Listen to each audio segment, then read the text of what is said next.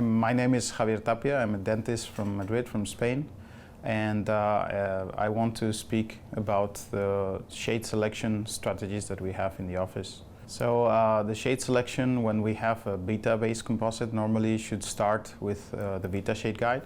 So we can look at different areas of the tooth, and we need to put this in perspective with the age of the patient. So looking at middle third, cervical third of the tooth, as well as the incisal third, and identify the different shades. Then the idea, when we don't have the beta shade guide, we should try to create our custom shade guide if possible, in order to have an idea of the combination. Otherwise, we can always use a button technique, so we can apply a little amount of composite in the surface and see if it matches the surrounding color.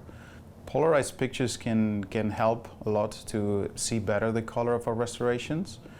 But sometimes, depending on the particle size, some materials maybe tend to look a little bit darker than they will be at the end.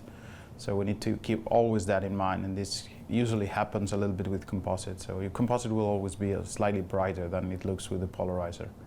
Okay, so most of the time for predictable shade matching, I'm using some custom shade guides, but at the same time I use combined with these materials like Genial Universal Injectable and Genial Accord, and we can create a lot of different shades and adapt a lot to different opacities, which is very flexible, and that's a key thing. You always need to keep in mind that Beta Shade Guide is basically a shade guide developed for metal ceramics, so you always have an opaquer, so it means that the opacity of the shade guide is quite high. So you cannot expect out of the box the same color of any material because the translucency is higher. But having said that, it's very good to play and to understand that if you have really like a very opaque color and matching very well on the value to the shade guide, you should always use an opaque shade, for example, as a base.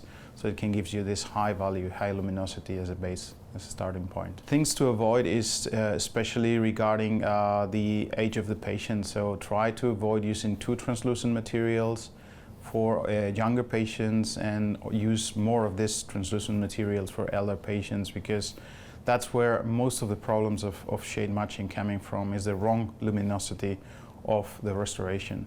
Having a shade that can blend in, and in general most composite materials, they exhibit this kind of behavior where it really fits different colors, because it partially takes also the color from the substrate, so it can blend easier and you have an optimal scattering. So that's the case, for example, with Accord. A few shades you can cover a lot of the Vita shade guides already. And yeah, this is a very practical thing to have into the composites, but always keep that in perspective together with the opacity and how much value you need to have in your restoration. Composites that can match several shades, like Genial Accord, they have just the core shades covering the whole Vita shade guide, can help to really simplify your methodology and having less materials to cover the whole thing. We need to keep in mind that these kind of composites, they have a very good scattering and they can blend in with more shades and with the surrounding tooth structure, helping to integrate with different kinds of shades. And if we put this together with the different opacities that we can have, then we can achieve the right value always of the restoration.